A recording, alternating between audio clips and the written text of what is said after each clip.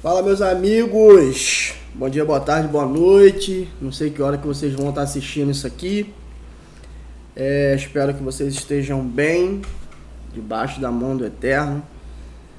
E a gente vai dar continuidade hoje ao nosso assunto, nosso discipulado, tá? Hoje a gente vai falar um pouquinho sobre pacto de conduta cristã, tá ok? Então, antes da gente começar, eu queria orar com você. Feche seus olhos aí onde você estiver. Pai, em nome de Jesus, nós queremos render graças a Ti por esse dia. Muito obrigado, Pai, por esse tempo. Muito obrigado, Pai, por esse final de semana que se inicia.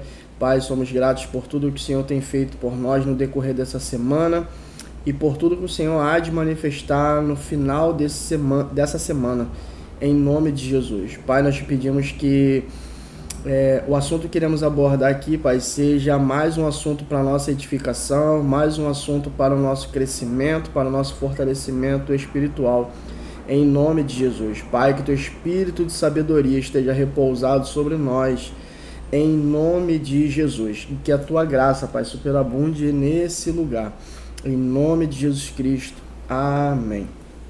Pessoal, então, hoje nós vamos falar um pouquinho sobre pacto de conduta cristã, tá? Para quem não sabe, o pacto de conduta cristã, ele está registrado no nosso manual. Acho que está aparecendo aí ao contrário para vocês, né? Deixa eu... aqui, tá vendo? Ele está aparecendo aqui no nosso manual, tá? Esse manual aqui, ele é de 2017 a 2021, tá? Em 2021, deixa eu só alterar aqui e voltar.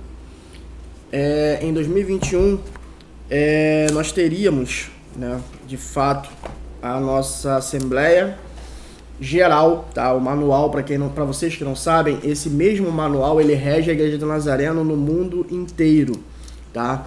E é o mesmo manual em todos os países, tá? O que muda apenas é a tradução, tá? Nos Estados Unidos é o mesmo manual, no Brasil é o mesmo manual, em Portugal é o mesmo manual, ou seja, onde houver uma Igreja do Nazareno alocada, todas elas têm como regra esse manual, tá?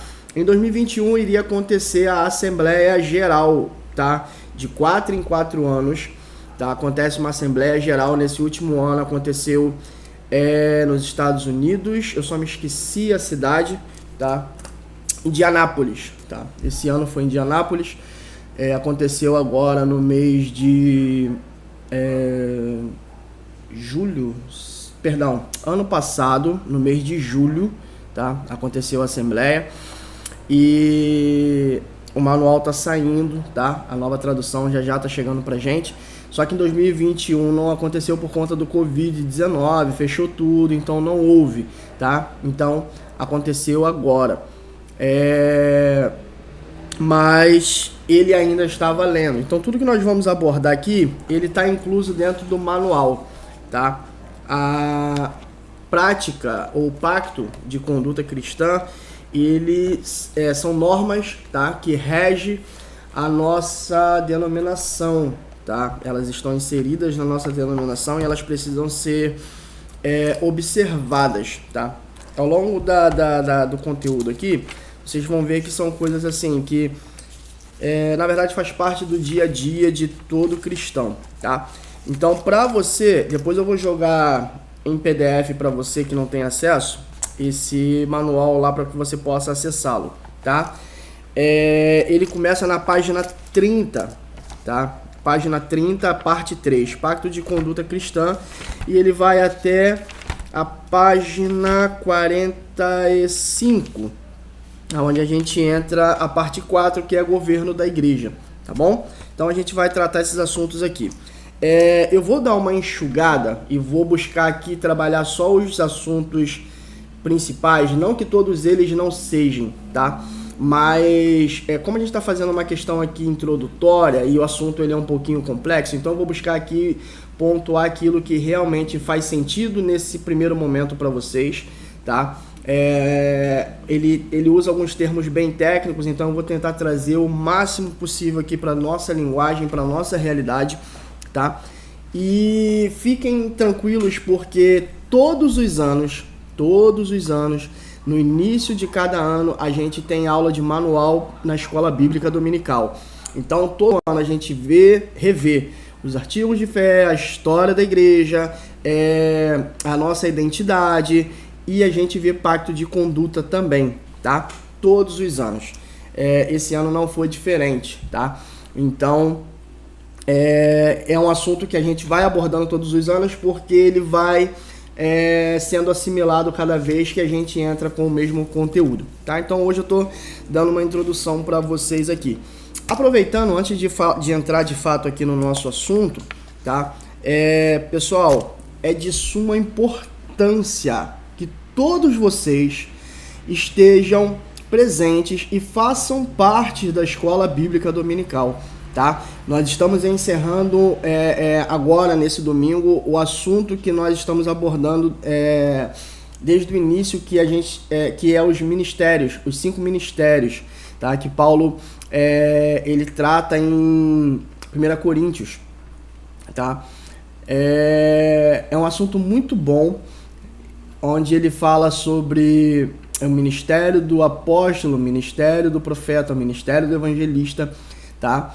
E nesse domingo agora a gente está fazendo o fechamento com o ministério do pastor e mestre, tá? Então, assim, venha para a escola dominical, faça parte disso. São assuntos que complementam tudo aquilo que a gente está abordando aqui, tá? Na sequência, eu já vou até dar um spoiler para vocês. Na sequência desse assunto, tá? A gente vai começar a falar sobre dons espirituais. E a gente já falou a gente já deu uma introdução aqui, né, sobre isso. A gente já falou sobre o Espírito Santo, a gente já falou sobre o falar em línguas, que é um dom espiritual, e a gente vai abordar todos eles na escola bíblica. Então, o próximo assunto que nós iremos abordar aí durante alguns meses será sobre dons espirituais. A gente vai destrinchar dom por dom, tá? Então, assim, faça parte disso, não deixe de estar, se organize, porque tem sido um tempo extraordinário e você não pode ficar de fora disso, tá ok? Então, dito isso, a gente introduz aqui o nosso assunto. Deixa eu ver se está correndo tudo bem aqui. Tá sim? Beleza. Pacto de conduta cristã. Tá aqui, ele começa na página 30, tá virado para você aqui. Pacto de conduta cristã, tá? Começa na página 30. Vou jogar depois o PDF para vocês lá do manual. Aí vocês vão lá na página 30 para vocês visualizarem, ok?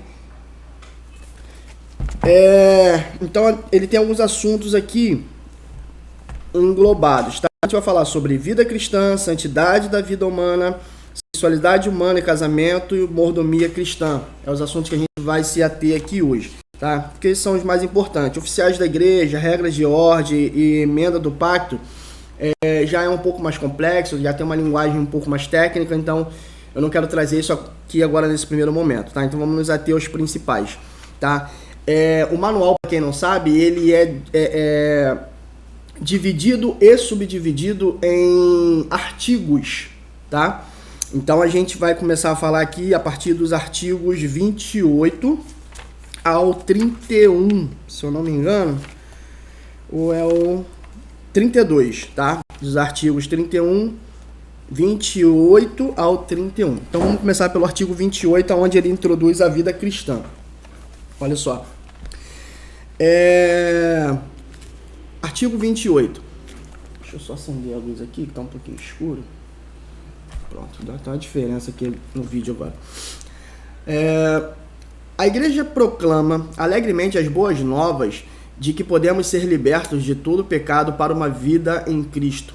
Pela graça de Deus, somos cristãos e devemos despojar-nos do velho homem, os velhos padrões de conduta, bem como a velha mente carnal, e revestir-nos do novo homem, um novo e santo modo de viver, e a mente de Cristo, conforme está descrito lá em Efésios 4, 17 a 24, tá?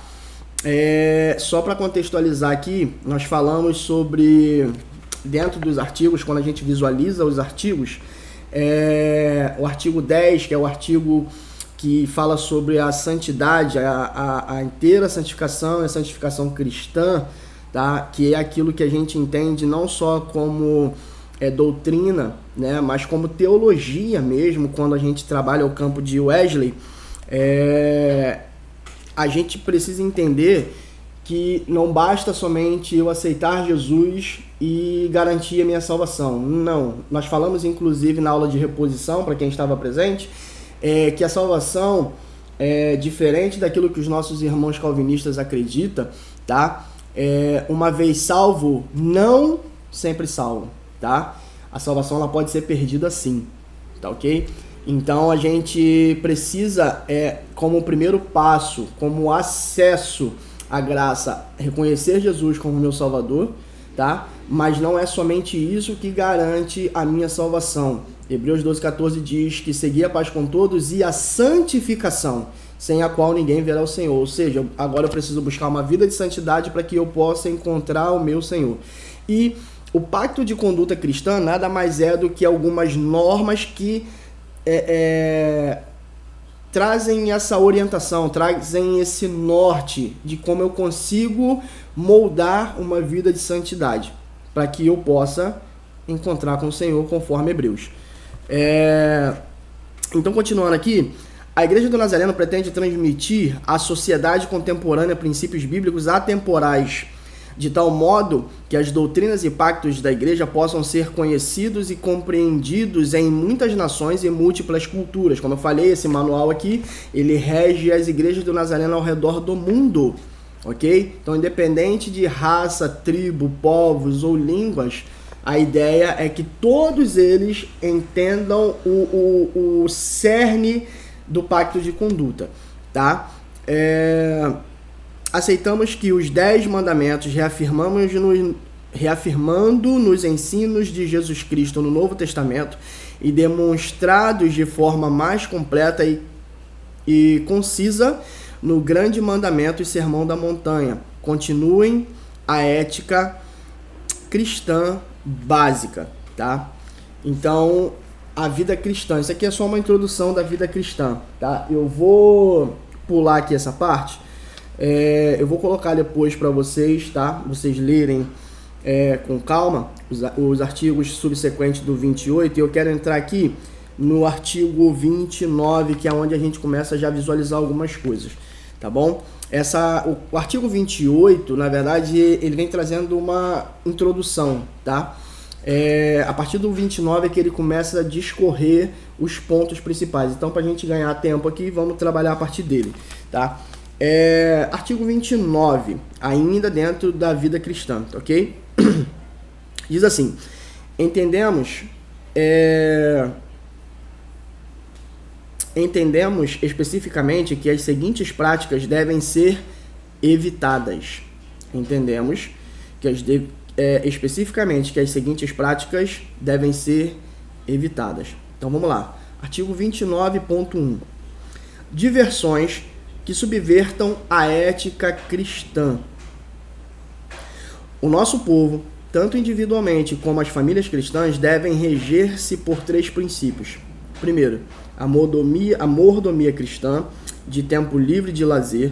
Segundo, o reconhecimento do dever cristão de aplicar à vida cristã os mais elevados padrões morais, porque vivemos dias de grande confusão moral, em que enfrentamos possíveis infiltrações dos males atuais nos recintos sagrados dos nossos lares, através de vários meios, tais como literatura, rádio, televisão, computador, de uso pessoal e internet. É essencial que observemos as mais rígidas proteção para evitar que os nossos lares se tornem secularizados e mundanos, tá? Então, nós sabemos que hoje, de fato, existe uma ideologia tão pesada que tem deturpado e tem distorcido algumas coisas, que parece que o certo é errado e o errado agora que é certo, entende?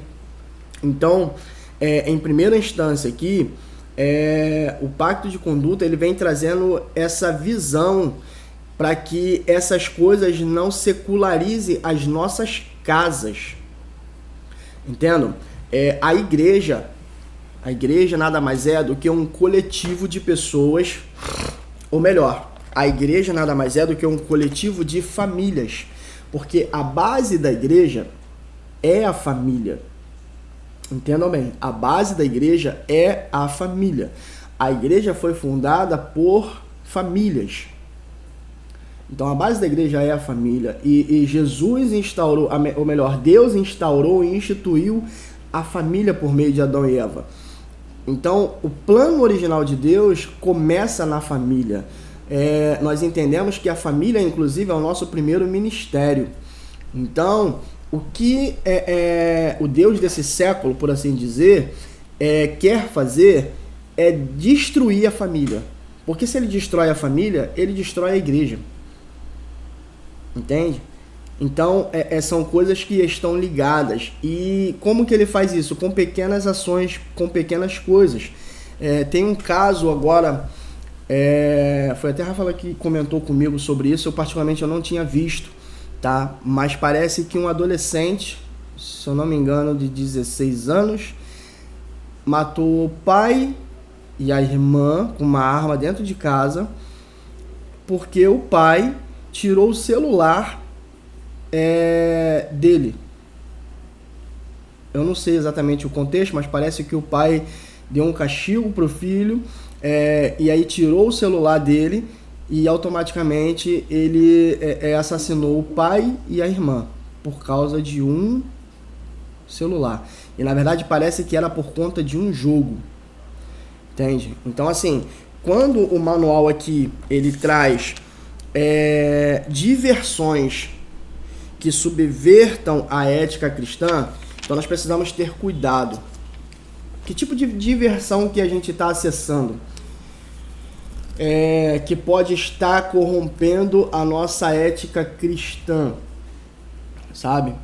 Às vezes pode ser um conteúdo de Netflix, de streaming, seja ele qual for, que tem muita sexualidade, e a gente vai falar sobre sexualidade aqui especificamente. Isso é uma forma de corromper a nossa ética cristã. Às vezes você está acessando um game que tem muita violência, e isso é uma forma de corromper a ética cristã. Entende? De repente você está fazendo uso apenas da internet, das redes sociais, e de repente você está num site acessando alguma outra coisa, e que tem algumas coisas ali que você sabe que não tá legal.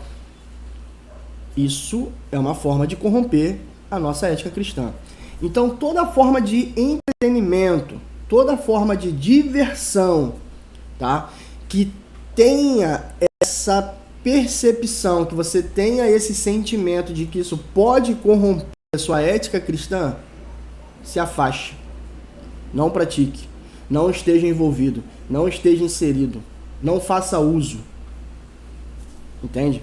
Porque isso pode corromper a sua ética cristã. Tá ok? Continuando aqui. Assim, torna-se necessário o ensino e a pregação desses padrões morais do viver cristão, e que o nosso povo seja instruído a discernir em oração a escolha contínua do caminho elevado, do viver santo.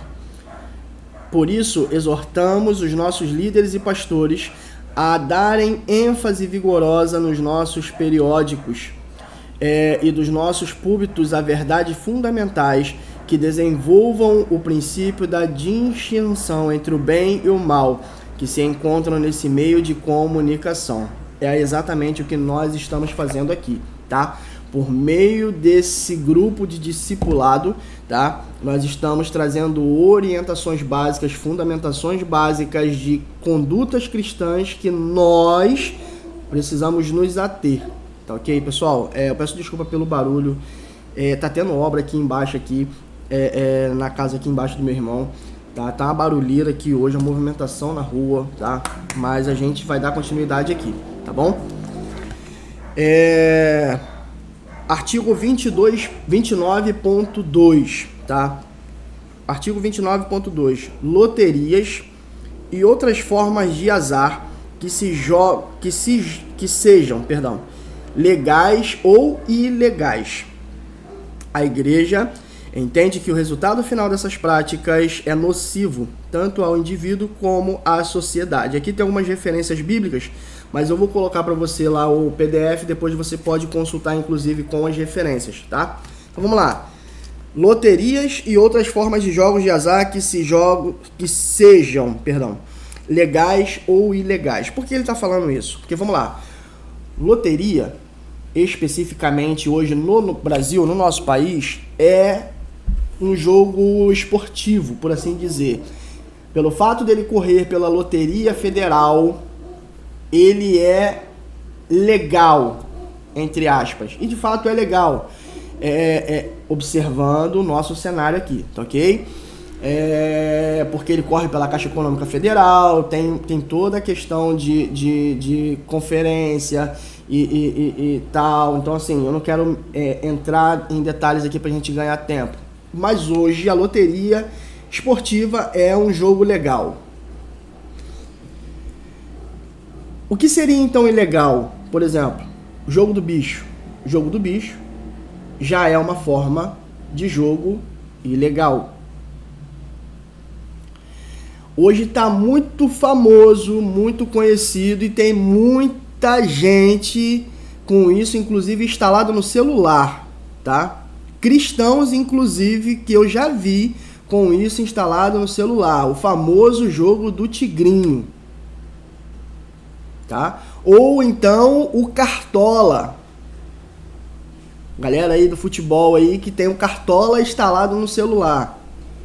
Pessoal, tudo isso está vinculado a jogos. Sendo eles legalizados ou não, a Igreja do Nazareno é contra esse tipo de prática. Por quê? Porque o fim desses jogos é o vício. E o vício é pecado. Ah, mas eu não sou viciado em jogar. É sim. Se você parar para analisar, a Loteria Federal, por exemplo, vamos falar da Mega da Virada, que é a mais conhecida, né? Tem gente que joga o ano inteiro, mas tem muita gente que espera até dezembro para jogar a Mega da Virada por conta do acúmulo dos prêmios. Eu não me lembro exatamente os valores, mas parece que a última passou de 100 milhões, se eu não me engano. Eu acho que foi até mais, tá? Mas enfim, pessoal, da onde você acha que saiu aquele dinheiro? Não foi a Caixa Econômica Federal que tirou 100 milhões dos cofres, ou 200 milhões, seja lá qual foi o valor, para poder sortear para alguém. Aquele acúmulo de valor surgiu exatamente das apostas. Então, ou seja, eu não sei nem quanto que está um valor hoje de um bilhete para você apostar. Mas a somatória de milhões e milhões de brasileiros que faz uma fila imensa na Loteria Federal para poder fazer o jogo e na virada, né, como é a Mega da Virada, ficar ali na expectativa de começar o ano com o pé direito, sendo um milionário, se tornando um milionário.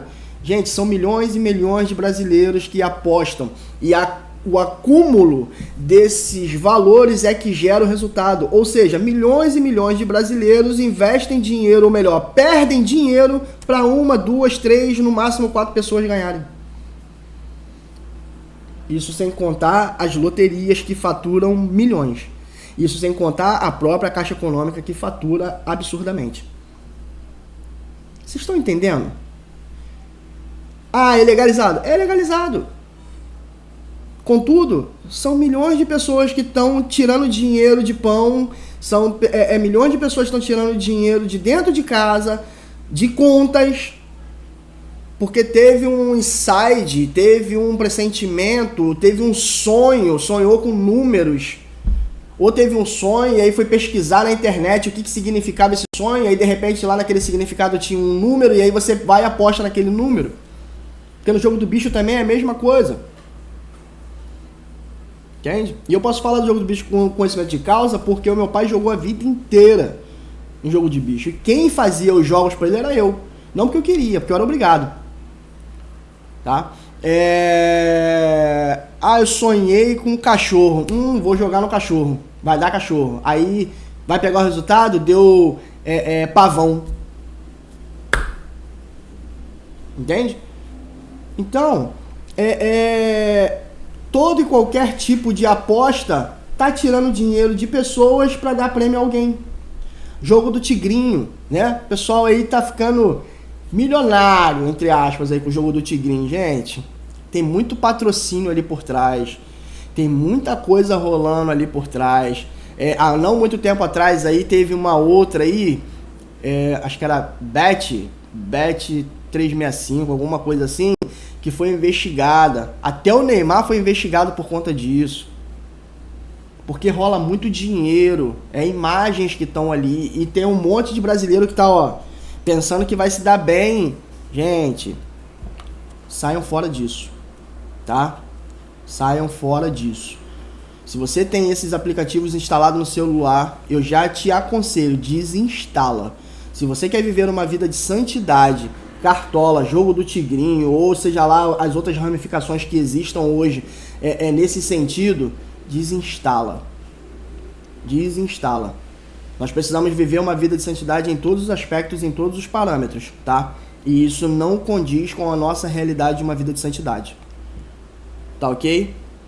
Então, o artigo 29.2, loterias e outras formas de jogos de azar, quer sejam legalizadas ou não, é jogo? Envolve dinheiro? Tem aposta? Sai fora. Tá ok? 29.3. Ser membro de ordem ou sociedades secretas, sujeitas a juramentos e a outras tais como a maçonaria. Tá? Tem outras, tem Rosa Cruz, tem umas outras aí, tá? Ele diz assim: a natureza quase religiosa de tais organizações dilui a lealdade do cristão e o caráter secreto das mesmas opõe-se ao testemunho público cristão. Esse assunto será considerado em conjunto com o parágrafo 112.1 no que se refere a membro da igreja, tá? Então, eu acredito que não seja o caso aqui, tá? Mas eu, por exemplo, eu já fui convidado para fazer parte de uma ordem maçônica, tá? Vira e mexe no meu YouTube, tá? Vira e mexe no meu YouTube porque o meu não é premium. Aparece um carinha aí convidando para ser maçom. Um senhorzinho aí já, uma conversa mole, não sei o que lá.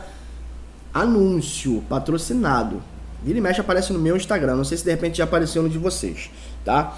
E eu fui convidado para maçonaria, eu tinha 14 anos de idade. Foi por um professor meu de escola, tá? Nunca me interessei, na verdade eu não conhecia exatamente o que era. Hoje eu sei exatamente do que se trata, tá? E assim, não é bom, sai fora disso, tá? Eu não vou me ater aqui a isso porque a gente não tem tempo, mas a gente tem uma aula que a gente fala sobre seitas e heresias. Maçonaria é uma seita. Rosa Cruz, tá?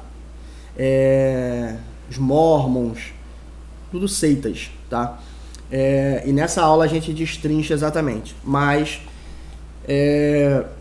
se de repente vocês receberam algum convite, se de repente vocês eu acredito que não é o caso de vocês, mas se de repente vocês já chegaram a ter a curiosidade de participar, de pesquisar, de conhecer, a gente precisa conversar depois particular, tá? Então, se é o seu caso aqui, tá? Depois me chama no privado pra gente conversar, tá bom? 29.4. Todas as formas de danças que desviam do crescimento espiritual e destroem a inibição moral e recato apropriados. O que isso aqui quer dizer? Aquelas danças sensualizadas. Por exemplo, hoje o mais comum é o funk, né? Funk hoje é aquela coisa absurda, né? A própria letra, né? Por muito é algo pejorativo que denigre a imagem da mulher, né? Isso falando de funk, é porque assim, tem tanto tempo que eu não escuto, assim, muitos anos, né? Às vezes eu ouvia porque o vizinho lá onde eu morava, na minha sogra, ouvia o dia inteiro. Então às vezes a gente acabava ouvindo algumas letras e, cara, são coisas absurdas. Isso quando ele não ouvia o tal do proibidão, que aí era coisas de baixo escalão mesmo, tá? Era uma apologia ao tráfico, era uma apologia às drogas e sabe, essa em especial, esse ritmo em especial, tá?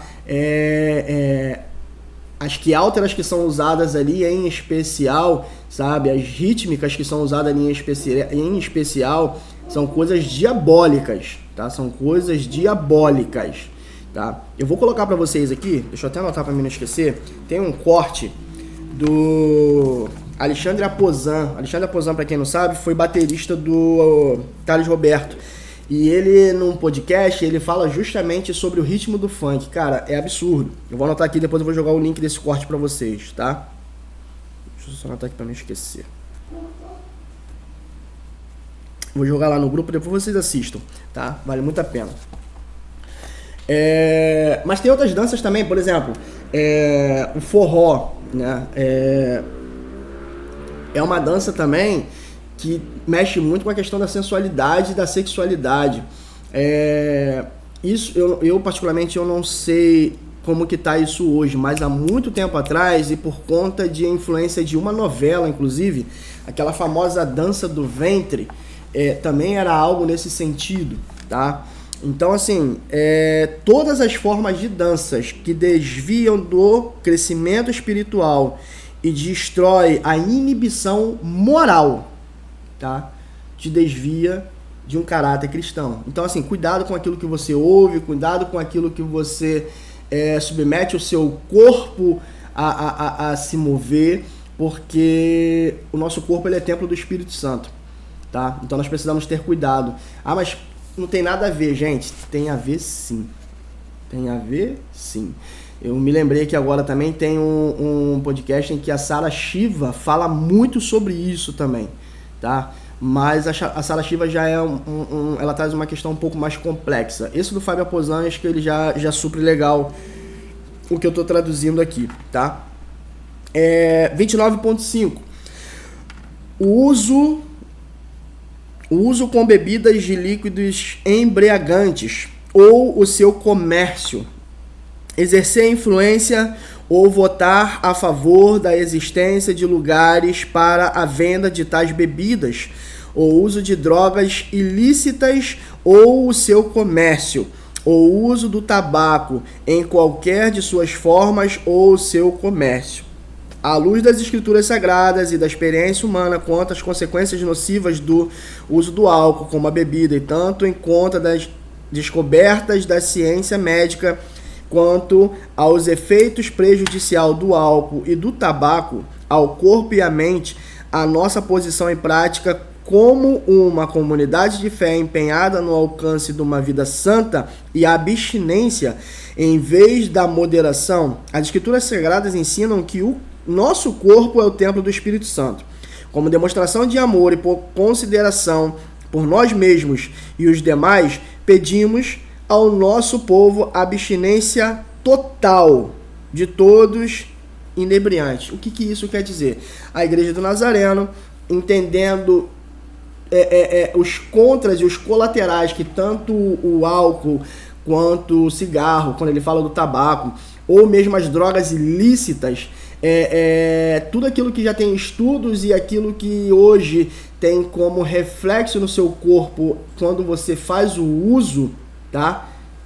É pecado.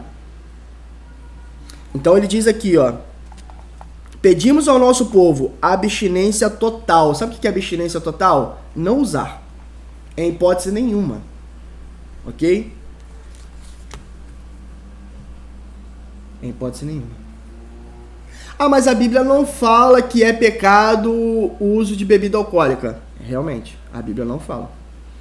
Ah, mas a Bíblia não fala que é pecado o uso do cigarro. Realmente, a Bíblia não fala.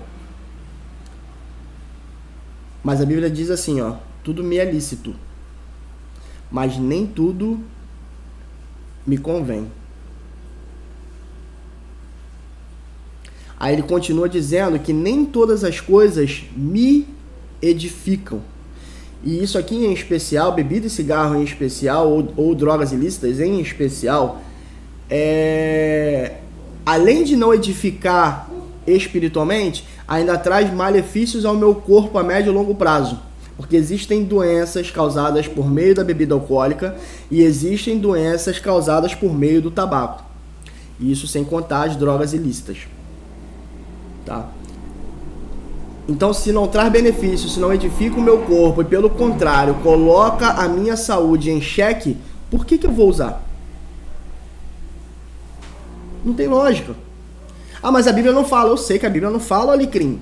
Mas se a Bíblia não fala, mas se você percebe pela ciência, pela medicina que isso traz malefício, para que eu vou usar?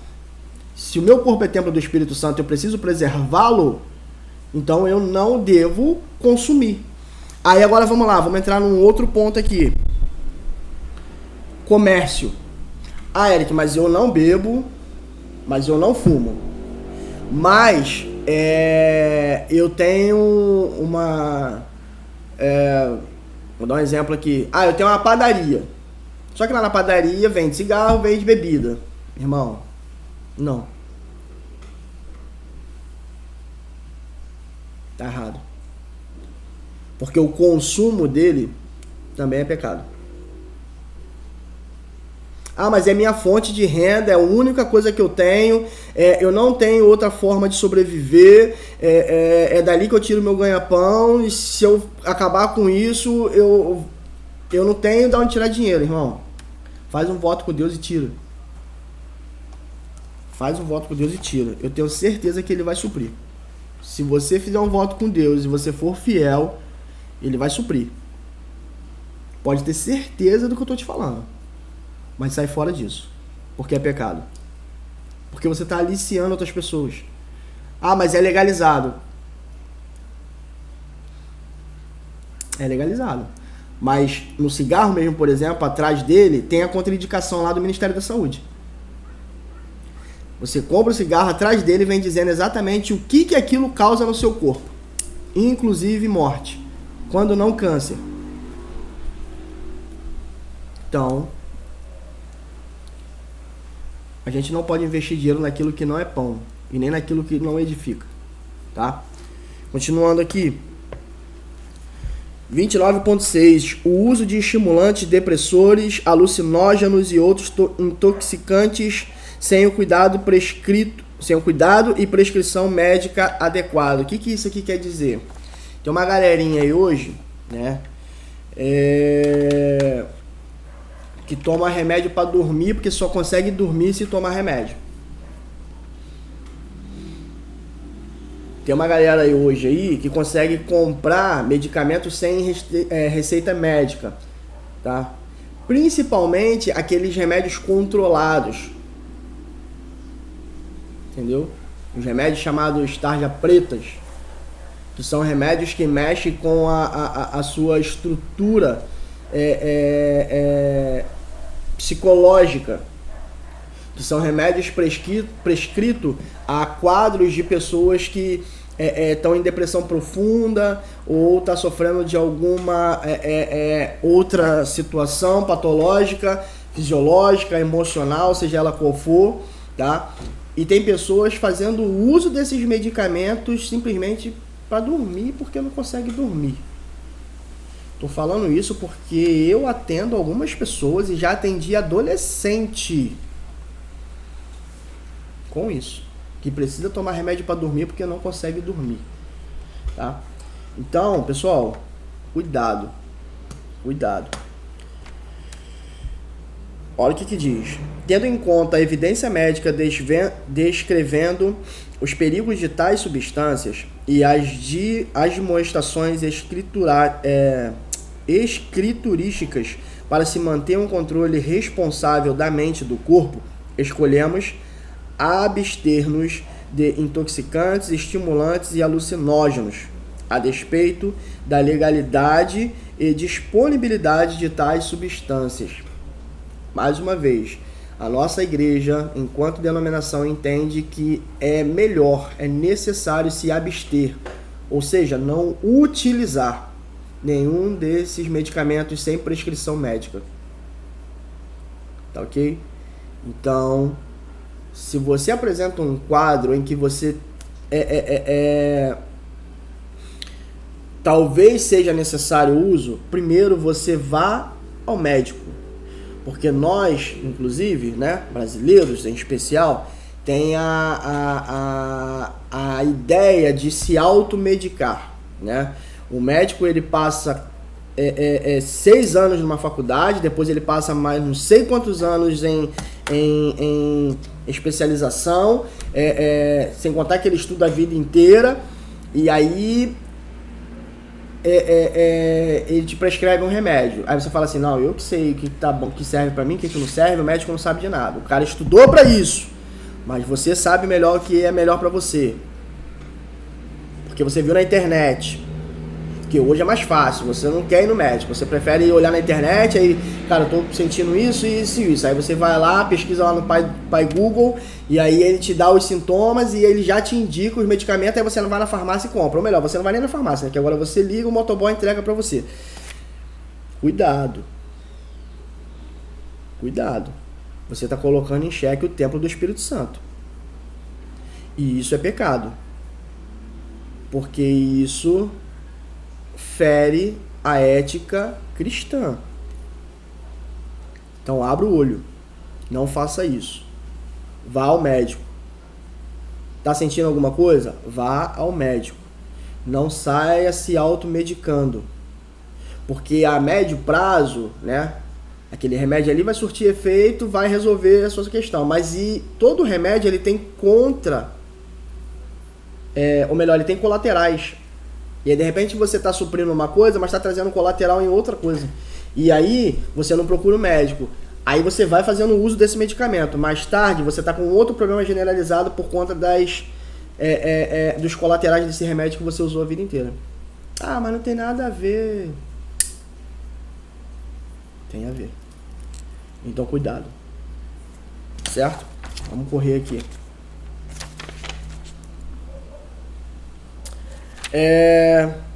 Beleza, esse foi o último artigo da nossa vida cristã. Agora a gente vai passar para santidade da vida humana. E agora a gente começa a trabalhar os artigos de número 30, tá? Então vamos lá. Artigo 30.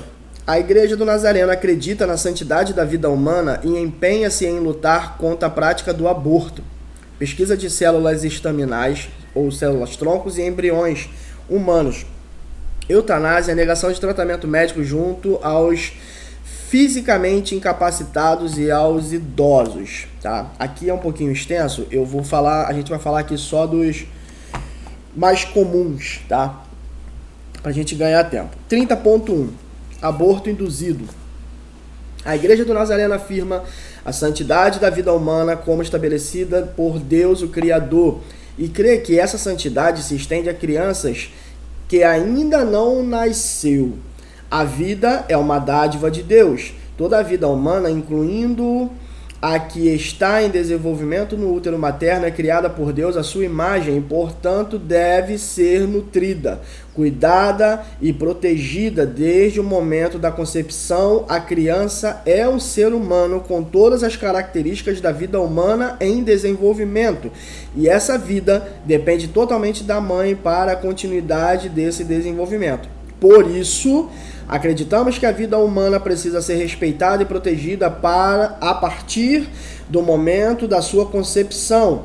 Opomos-nos a aborto induzido por qualquer meio, por conveniência pessoal ou controle populacional. Opomos-nos a leis que permitam aborto, cientes de que há condições médicas raras, porém reais, em que a mãe ou a criança, por nascer, não poderiam sobreviver à gravidez. A interrupção só será feita após opinião médica segura e aconselhamento cristão adequado. Só até aqui. O assunto, o texto ele é mais extenso, mas só até aqui já trouxe um entendimento. Pessoal, o aborto de qualquer natureza, tá? A Igreja do Nazareno se opõe de forma implacável, vamos dizer assim, tá? O aborto não é uma opção. E vamos lá, diga-se de passagem que o Brasil hoje sofre uma ideologia em que as mulheres não, o feminismo, tá, ideológico, diz que o meu corpo é minhas regras. Então, se o meu corpo é minhas regras, eu posso fazer o que eu quiser, incluindo, se eu engravidar, eu posso cometer aborto porque o corpo é meu. Negativo. Negativo. O seu corpo é templo do Espírito Santo. E não é seu corpo suas regras. Não é seu corpo suas regras. Toda ação gera uma ação e uma consequência.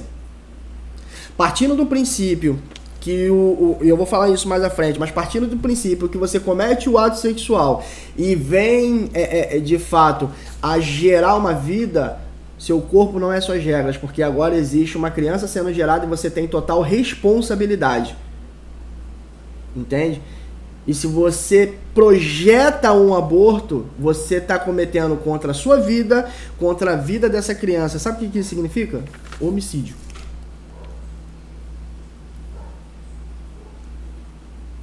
Doloso. Porque você tem intenção. Porque quem está ali no ventre é um incapaz que não tem condições de se defender.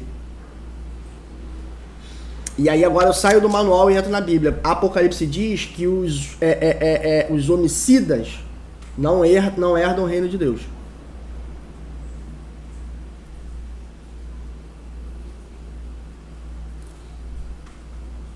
Então cuidado. Existe uma ideologia maligna que está impregnando isso no país e está querendo forçar as igrejas, inclusive, a aceitar isso.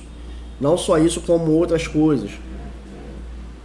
Tá? Não quero entrar aqui em detalhes, mas especificamente trazendo o assunto em questão, o aborto. Gente, isso é pecado, isso é grave, porque não atenta somente contra a sua vida, mas é contra a vida de alguém. Tá? E cuidado principalmente, agora entrando um pouquinho do campo de política, já que isso é uma questão ideológica, cuidado principalmente com os candidatos que você apoia. Porque se você apoia um candidato que apoia a sistematização do aborto, automaticamente você está consentindo isso. E automaticamente você faz parte disso. Eu estou falando isso agora porque nós vamos entrar em eleições em alguns meses para prefeitos e vereadores. E muitas pautas, nesse sentido, caminham dentro das câmaras de vereadores municipais. E os vereadores de hoje são os futuros deputados de amanhã. Aí a gente está alienado, não sabe quem vai vir para prefeito, a gente do nosso município, a gente não sabe quem são os candidatos a vereador do nosso município, aí aparece um cara bonzinho na sua porta pedindo voto, ah não, porque minha tia indicou, porque minha mãe falou, porque minha mãe conhece, porque ele morou aqui a vida inteira. Gente, sai fora disso. Sai fora disso. Vai ver a vida do cara. Vai ver o partido do cara, vai estudar a legenda do cara, vai saber o que de fato ele apoia, o que ele acredita, com quem ele está alienado, com quem ele está aliançado. Sai fora disso.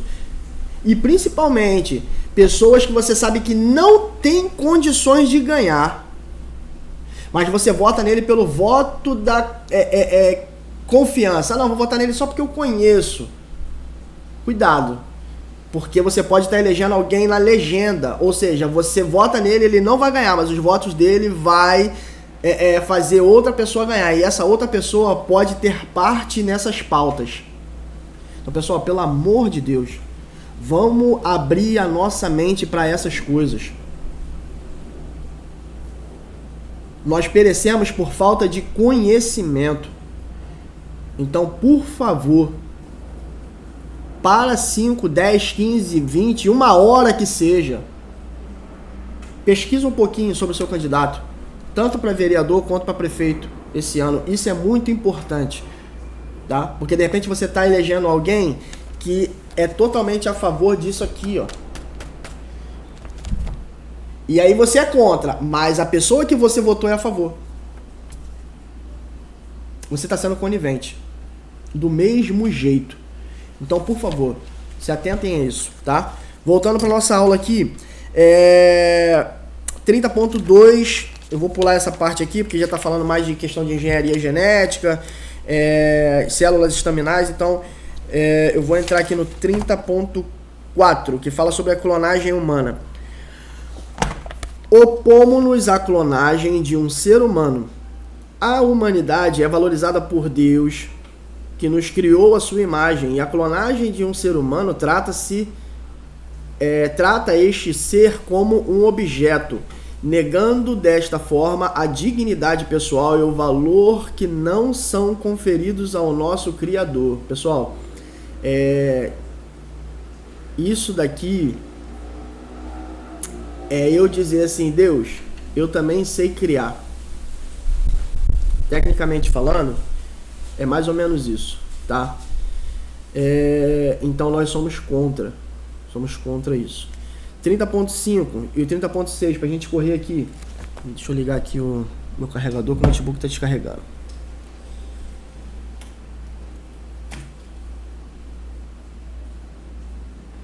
Foi. 30.5, eutanásia, incluindo suicídio medicamente assistido, tá? Cremos que a eutanásia, ou seja, a morte intencional com o propósito de pôr fim ao sofrimento de uma pessoa com uma doença terminal ou portadora de uma doença degenerativa e incurável, tá?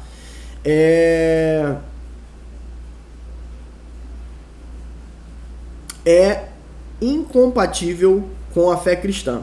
Isto aplica-se quer no caso em que a eutanásia é requerida ou consentida pela pessoa com doença terminal, eutanásia voluntária, ou quando a pessoa em estado terminal não está mentalmente capacitada para dar o seu consentimento, eutanásia involuntária. Acreditamos que a rejeição histórica da eutanásia pela Igreja Cristã é confirmada pelas convicções cristãs derivadas da Bíblia e que são fundamentais à confissão de fé da Igreja em Jesus Cristo como Senhor. Ao reivindicar o senhorio da pessoa sobre si mesma, a eutanásia viola a confiança cristã em Deus como Senhor soberano da vida. Viola também o nosso papel como mordomos diante de Deus. Contribui para a erosão do valor que a Bíblia coloca na vida e comunidade humanas. Tá? Então, eutanásia em qualquer aspecto, seja ele consentido, seja ele induzido, seja ele voluntário. Tem clínicas, tem um país, eu não me recordo agora qual é, mas tem um país que tem uma clínica legalizada para eutanásia assistida. O que é isso? A pessoa simplesmente decide morrer, vai para essa clínica, e essa clínica providencia as coisas necessárias para você morrer. E não só isso. Tem pessoas que assistem isso. Olha o nível. Olha o nível da perversidade humana.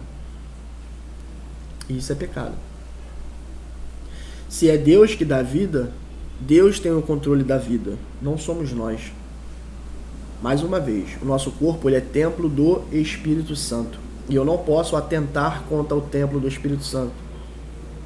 E quando eu decido tirar a minha vida,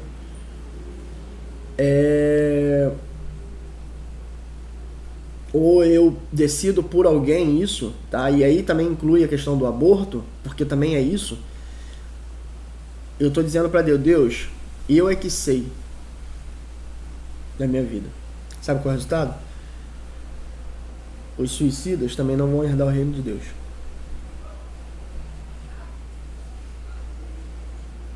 Então, cuidado. 30.6 é um complemento.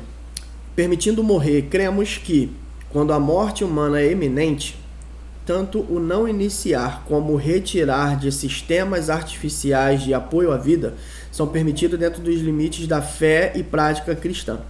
Esta posição aplica-se a pessoas que estejam num persistente estado vegetativo e aquelas em que a aplicação de meios extraordinários para o prolongamento da vida não traz nenhuma esperança razoável ao retorno da saúde.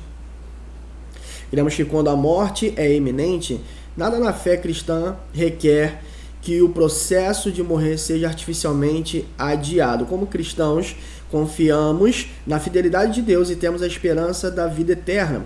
Isto faz com que os cristãos aceitem a morte como uma expressão de fé em Cristo, que venceu a morte no nosso lugar e retirou-lhe a vitória. Tá? Isso aqui geralmente acontece muito em pessoas que têm morte cerebral. Tá? Pessoas estão ali na UTI sendo movidas por aparelho, tá? Seja respiratório, seja cardíaco, enfim. E houve a morte cerebral, tá? Esse é um dos exemplos, tá? Houve a morte cerebral. Não há nada que a ciência ou a medicina possa fazer a não ser Deus. E diga-se de passagem, tá? Existem casos de milagres nesse aspecto. Pessoas que tiveram a morte mesmo oficializada, tá? Eu não sei se foi com vocês, eu acho que foi aqui, inclusive, que eu coloquei o testemunho de um pastor, acho que eu coloquei aqui, o pastor Luciano Subirá conta de um pastor que morreu e ressuscitou. Ele morreu mesmo de atestado, ele tem um atestado de óbito, tá? E ressuscitou. Então, assim, Deus faz, tá? Deus faz. Ok? Entrando aqui no terceiro ponto. Sexualidade humana e casamento. Isso aqui é bem básico, tá? Esse aqui e o próximo são bem básicos. Vamos lá. A Igreja do Nazareno vê a sexualidade humana como uma expressão de santidade e da beleza pretendida por Deus, o Criador. Todos os humanos são seres criados à imagem de Deus e, portanto, de inestimável valor e dignidade. Como resultado disto, acreditamos que a sexualidade humana destina-se a incluir mais que a experiência sensual. É uma dádiva de Deus designada para refletir na íntegra a qualidade física e relacional com que fomos criados. Tá? Deixa eu ver aqui onde que entra. Sim, 31.6. A nossa destruição nas áreas da sexualidade toma muitas formas, algumas devido às nossas escolhas e outras trazidas para a nossa vida por um mundo corrompido. Porém, a graça de Deus é suficiente na nossa fraqueza, bastante para trazer convicção, transformação e santificação às nossas vidas. Portanto, para que possamos resistir ao aumento dessa destruição pelo pecado e testemunhar sobre a beleza e singularidade dos propósitos santos de Deus para os nossos corpos, acreditamos que os membros do corpo de Cristo, capacitados pelo Espírito, podem e devem abster-se de, ponto 1, ato sexual fora do casamento ou outras formas de relacionamento sexual inapropriadas, tá?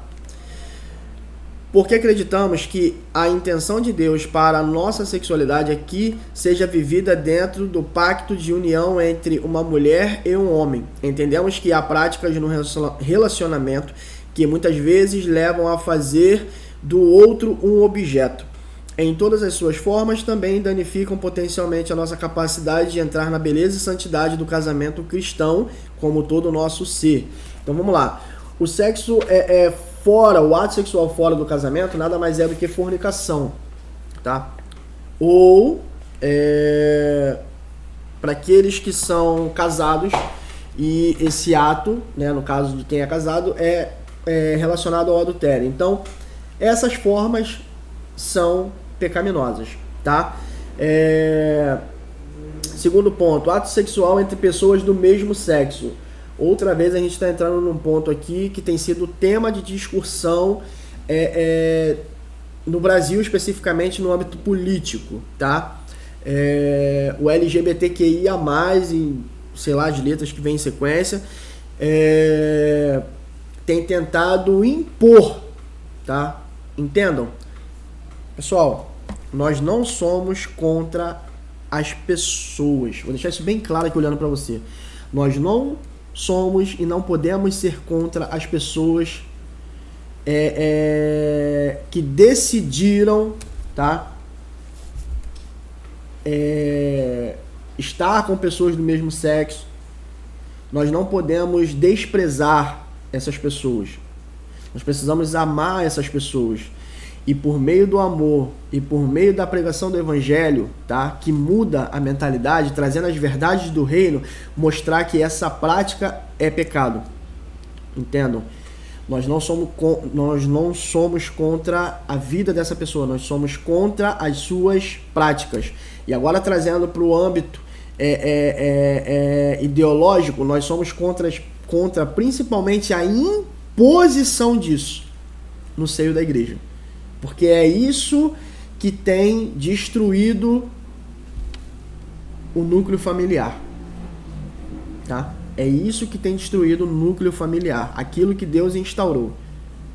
Essas perversões que têm destruído a família. E, consequentemente, a igreja. É contra isso que a igreja, enquanto protestante, luta. Entendam bem. Não é sobre pessoas. É sobre práticas que ferem a nossa doutrina e a nossa fé. Entendam isso.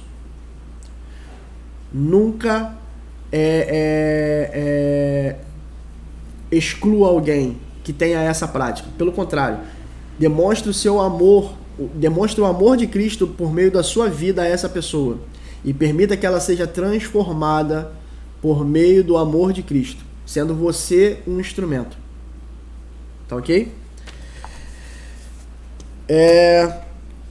Continuando aqui. Relacionamento sexual extraconjugais. Acreditamos que este comportamento é uma violação dos votos feitos diante de Deus e dentro do corpo de Cristo. Por isso, o adultério, já falei aqui, é um ato egoísta, uma escolha que destrói a família e uma ofensa a Deus, que nos tem amado em pureza e devoção. O divórcio.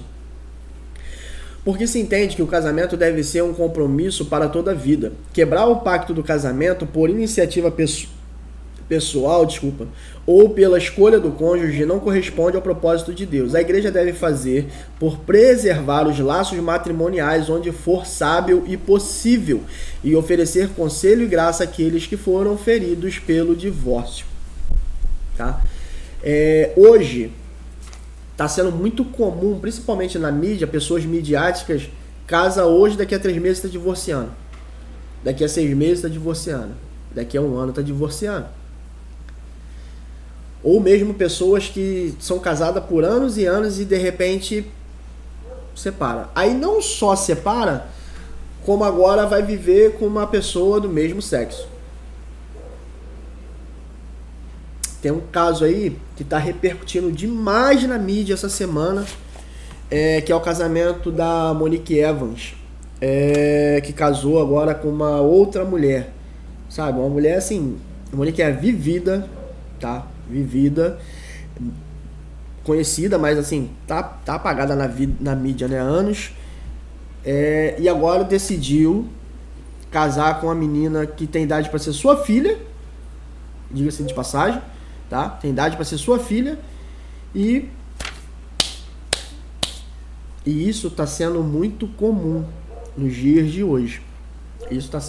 Essa prática está sendo muito comum no dia de hoje. Estão deturpando os valores do casamento. Escuta, o casamento é até que a morte separe. Isso é um princípio. Não tem me fugiu a palavra, exceções. Tem algumas condições, tá? Que biblicamente falando permite, mas eu não quero entrar nisso aqui agora, tá? que depois de muita instrução, depois de muita oração, depois de, sabe, de muito aconselhamento, tá? Existe respaldo para, tá? Por exemplo, agressão física. Entendeu? É casamento até que a morte separe. Vamos lá, né? A gente também não pode permitir que uma mulher apanhe a vida inteira do marido e tem que ficar nesse casamento extra-abusivo porque o casamento até que a morte separe. Então realmente né? Porque se ela permanecer nessa situação, ela vai de fato morrer por mãos de um agressor. Então vamos lá.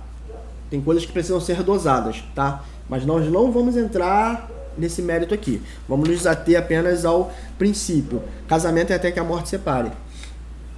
Um dos maiores conflitos que eu particularmente presencio quando eu pego um jovem casal para atender em conflitos, tá? Porque existem alguns conflitos. Eu falo para casais já tem um tempinho. E existem algumas crises existenciais no casamento. Existe a crise dos 2 anos, que é a crise de adaptação. Existe a crise dos 7 anos. Existe a crise dos 15 anos.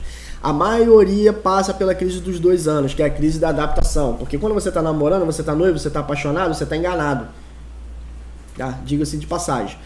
Então, as coisas que você acha que sabe, você só vai conhecer mesmo de fato no casamento, na convivência do dia a dia. Aí algumas coisas começam a ser percebidas que não eram antes. Tá? E aí vem a crise. Entendeu? Por quê?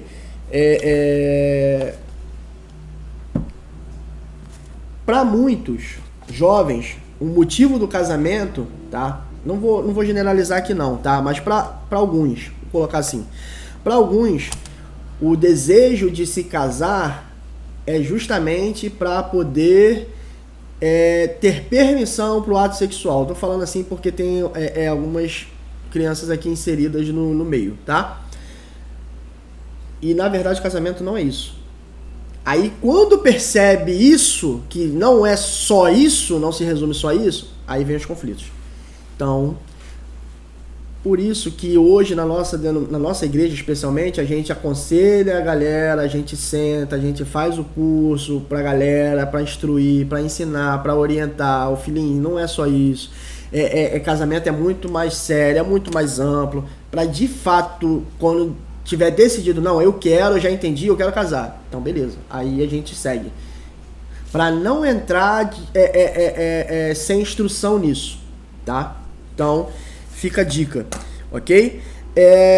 Práticas tais como a poligamia ou poliandria. Acreditamos que a fidelidade de Deus se reflete no compromisso monogâmico entre marido e mulher, pelo que essas práticas demonstram a fidelidade única e exclusiva pretendida no casamento. Tá? Isso daqui tem alguns países, inclusive, que isso é legalizado. Pessoas ser casada com mais de no caso, um homem ter mais de uma esposa. Tá? No Oriente Médio, alguns países exclusivos ali são comuns isso.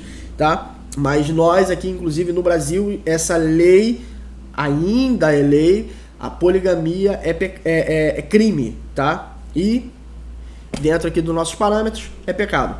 Tá ok? Passando aqui para o nosso último ponto, tá? Então aqui eu falei sobre a fornicação, falei sobre adultério, sobre essa questão da poligamia, sobre essas práticas, divórcio, relacionamentos extraconjugais, tá? Agora a gente entra aqui no último ponto, que é a mordomia cristã, pra gente fechar aqui, tá? Mordomia cristã. Significado de mordomia. As escrituras ensinam que Deus é o dono de todas as pessoas e de todas as coisas. Portanto, nós somos seus mordomos, tanto da vida como das possessões. Cabe-nos reconhecer que Deus é dono e nós somos mordomos, e que todos prestaremos contas diante de Deus pelo desempenho da nossa mordomia. Deus, como um Deus de sistema e ordem em todas as suas relações, estabeleceu um sistema de contribuição que reconhece o seu senhorio sobre todos os recursos de relacionamentos humanos. Por esta razão, todos os seus filhos devem trazer fielmente os seus dízimos e ofertas para sustento do Evangelho. Tá? 32.1, dízimo à casa do tesouro.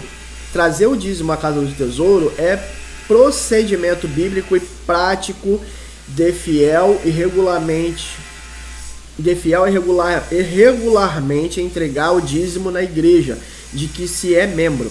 Assim, o financiamento da igreja deve basear-se no plano de trazer o dízimo à casa do tesouro. E a igreja do Nazareno local deve ser considerada pelo seu povo como a casa do tesouro. Todos quantos fazem parte da igreja do Nazareno são exortados a contribuir fielmente com a 10ª de todos os seus proventos, como uma obrigação financeira mínima para com o Senhor, e com ofertas voluntárias adicionais, consoantes as posses que Deus der, para o sustento de toda a igreja local, distrital, geral e do programa de sustento de toda a igreja local, distrital e do programa educativo. 32.2, depois eu vou fazer um comentário sobre isso aqui, tá? Levantamento de distribuição de fundos à luz do ensino bíblico quanto à contribuição de dízimos e ofertas para o sustento do evangelho e para a construção de edifícios da igreja. Nenhuma congregação nazarena deve usar qualquer método para a arrecadação de fundos que menospreze esses princípios, crie obstáculos à mensagem do evangelho, manche o nome da igreja, discrimine os menos favorecidos e canalize erroneamente as energias do nosso povo, em vez de as dedicar totalmente à expansão do evangelho, tá?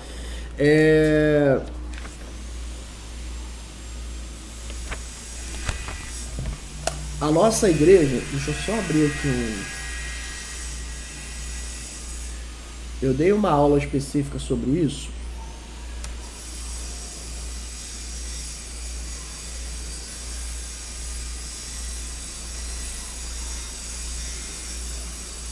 Tá aqui. Eu dei uma aula sobre isso no começo do ano. Eu falei sobre mordomia cristã. E só pra gente contextualizar aqui,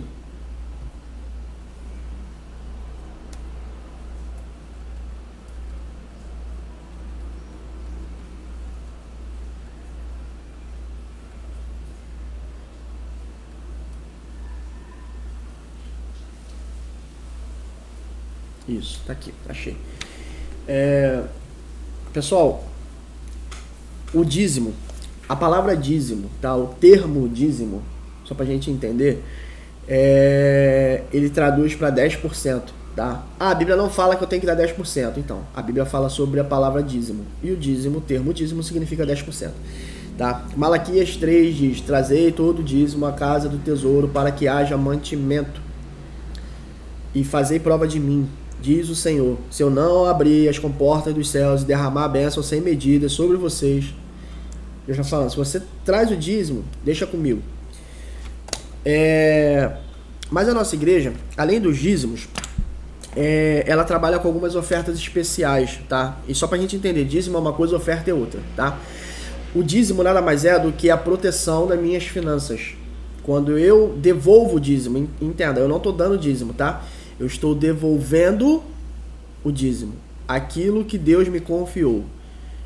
Deus te confiou algo, então você só está devolvendo. Você está dizendo, por meio do dízimo, você está dizendo para ele assim: Deus, foi o Senhor que me deu, eu só estou trazendo aquilo que te pertence. Esse é o dízimo. O dízimo ele é para proteção das nossas finanças. A oferta é semente. Existe uma diferença entre dízimo e oferta. O dízimo ele é a proteção, é a forma com que eu expresso a minha devoção a Deus por meio das minhas finanças.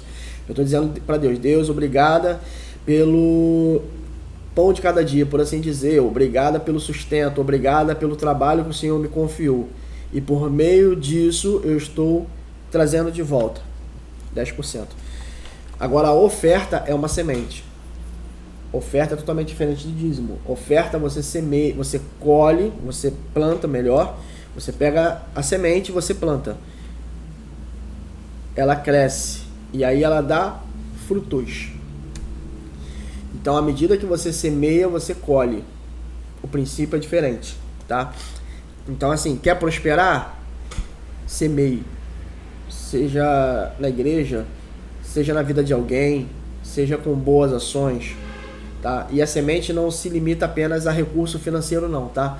Você pode semear o seu tempo, você pode semear aquilo que você sabe fazer na vida de alguém. Por exemplo, eu sou boleiro, trabalho com bolo. Você pode semear um bolo na vida de alguém. É uma semente. Eu sei fazer unha. Você pode semear uma unha para alguém, na vida de alguém. Eu sei cortar cabelo. Você pode semear um corte de cabelo na vida de alguém. Não se limita apenas a dinheiro, tá? Não se limita apenas a dinheiro. Existem N formas de você ser um bom semeador do reino e colher frutos disso, tá ok?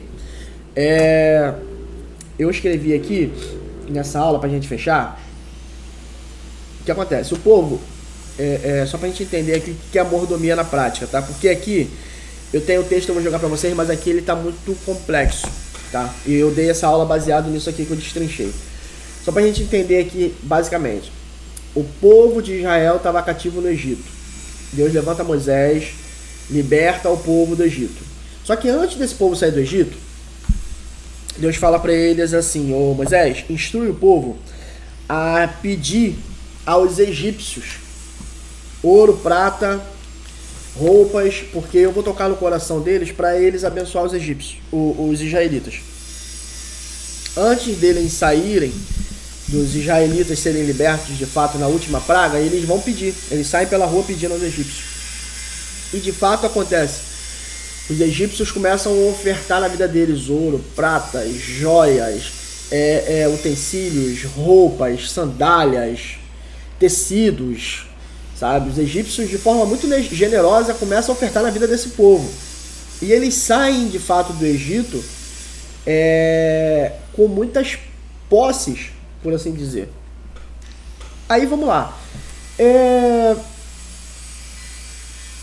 Agora eles estão no deserto. E o princípio era: Moisés, vai lá no faraó e fala para faraó assim: deixa esse povo ir ao deserto para que me adorem. Esse é o princípio. E aí Deus endurece o coração de faraó, a gente conhece a história. Deus envia as pragas em sequências. E o povo agora está sendo liberto. Agora o povo vai para o deserto, está no meio do deserto. Já passou o Mar Vermelho, está no meio do deserto. Beleza. Uma pergunta. Deserto tem shopping center?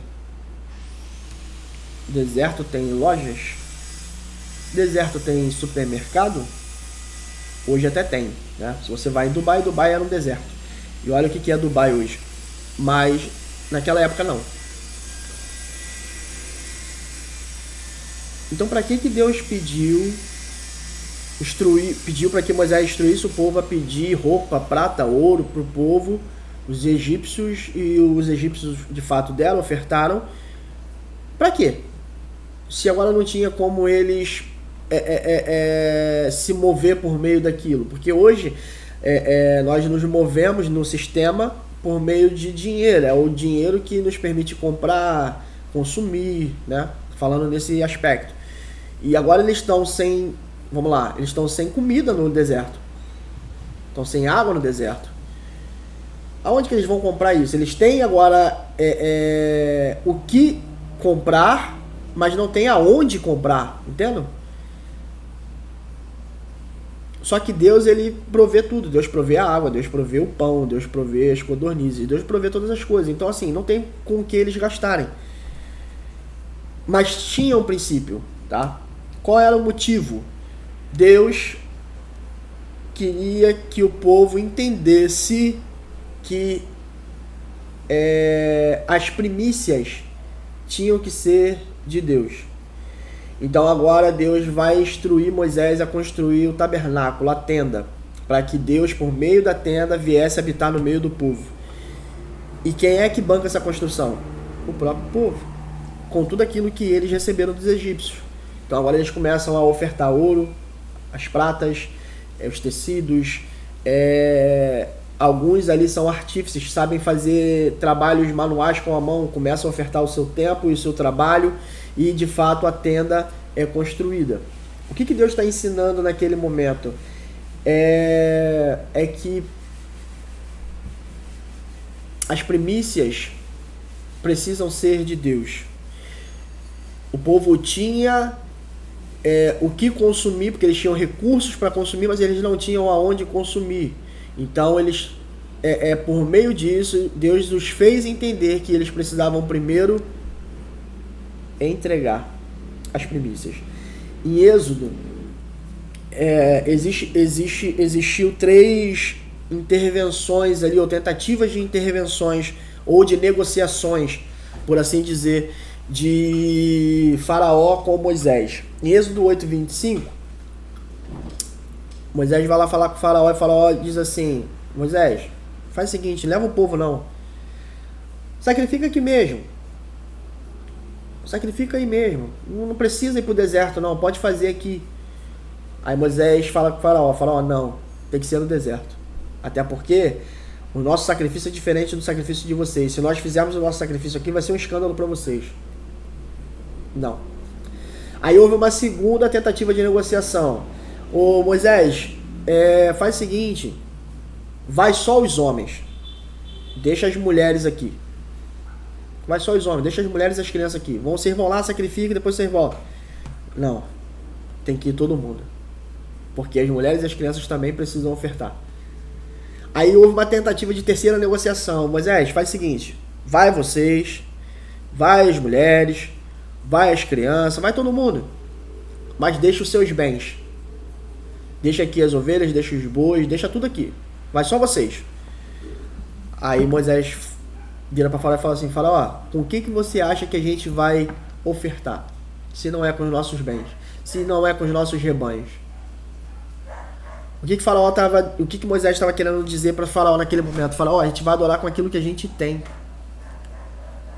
A gente vai adorar com os nossos bens. Entendam o princípio. O que é a mordomia cristã? Tá? A mordomia cristã é eu adorar a Deus com os meus bens, com tudo aquilo que eu tenho. Esse princípio foi instaurado lá no livro de Êxodo. E esse princípio, ele persiste em nos acompanhar até os dias de hoje. Então, nada é nosso, nós não somos donos de nada. Deus é o dono do ouro, da prata e de todas as coisas. O que nós somos é mordomos. O que é um mordomo? O mordomo é alguém que desfruta de tudo que é bom, de tudo que há de melhor na casa do seu senhor, mas ele não é dono de nada. Isso é exercer uma mordomia cristã. É eu desfrutar daquilo que Deus colocou em minhas mãos, entendendo que eu não sou dono, e o dono é Ele.